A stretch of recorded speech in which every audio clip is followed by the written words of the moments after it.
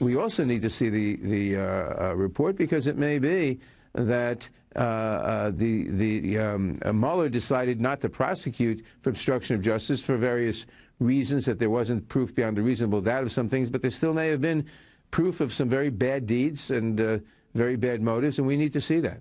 There's Jerry Nadler, House Judiciary Committee chair. He's not going to let go of this now for seeing the full Mueller report. We'll see in the end whether or not he wins that argument. Would he have said the same thing? Well, hang on. I haven't introduced you yet. Oh, my God. I'm so angry at him With already. anticipation building in Washington, let me bring in Alan Dershowitz now. He wrote the book against impeaching President Trump. How you doing? I'm doing good. But you got to wait your turn on this show. Oh, I here. appreciate that. No, go ahead. What were you saying about that? Well, would he have said the same thing if Comey started talking about Hillary Clinton? Yeah, there wasn't enough evidence to go after her, but maybe she really did some terrible, terrible things.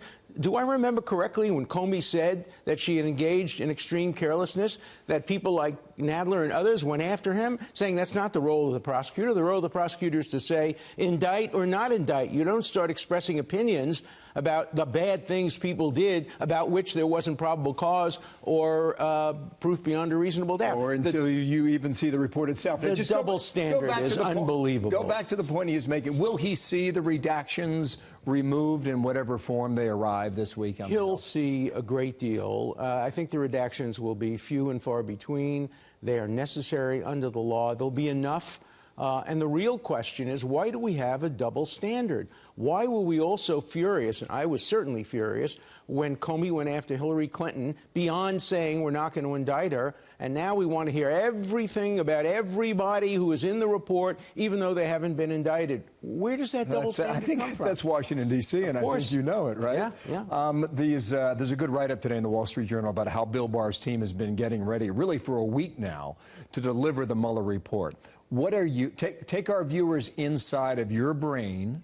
When you receive the report, what are you looking for? Well, I look for two things. First, I will skim quickly the Russia matter, because I will conclude probably that there's no evidence there.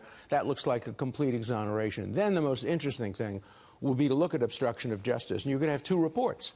Two reports. In 55 years of practicing law, I've never seen that by a prosecutor. Two reports. Half the people on the Mueller team will say the president was guilty of obstruction of justice. Half the people will say he wasn't guilty or there was insufficient evidence.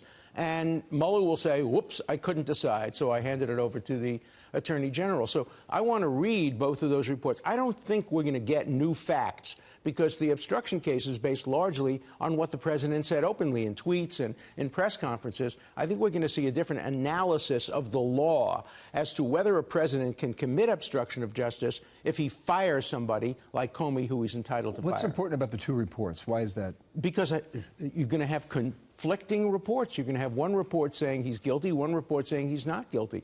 Who's ever heard of a prosecutor or a special counsel issuing that kind of on the one hand and the other hand? It sounds like a law professor. Back in the Wall Street Journal piece here today, it says Rudy Giuliani is preparing a rebuttal. It's now at 140 pages. He wants to get it down to 50 pages.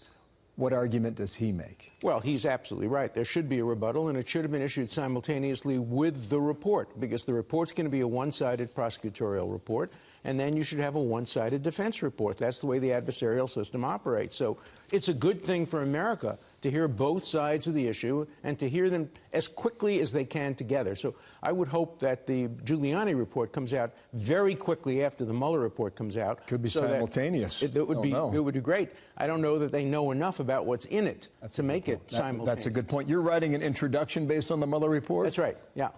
And you know, I'm going to look at the whole Mueller report and then do an analysis of putting it in context. Should we have had a special counsel? Should these pieces of information be released? I'm going to try to put it in a legal and political, mostly a legal context. Can I get you on one more question on Jerry Nadler? Yesterday on that Sunday show, he talked about the word spying. He said it was unfortunate Bill Barr should not have used it.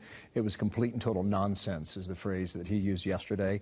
He said what he meant to say was executing judicially ordered warrants.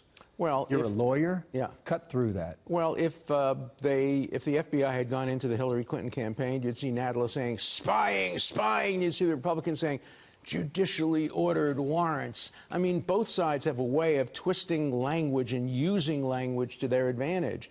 In your mind, intrusion is probably the best word. Is there a difference, yes or no? Well, I think he should have used the word intrusion. There was an intrusion, or let's have an investigation to see whether there's intrusion into the campaign. All we have now is an allegation. I think you're going to get that investigation. Bill Barr that's a pointed good to thing. that. Thank you, sir. You come on back, all right? Alan Appreciate it. Dershowitz. Thank you.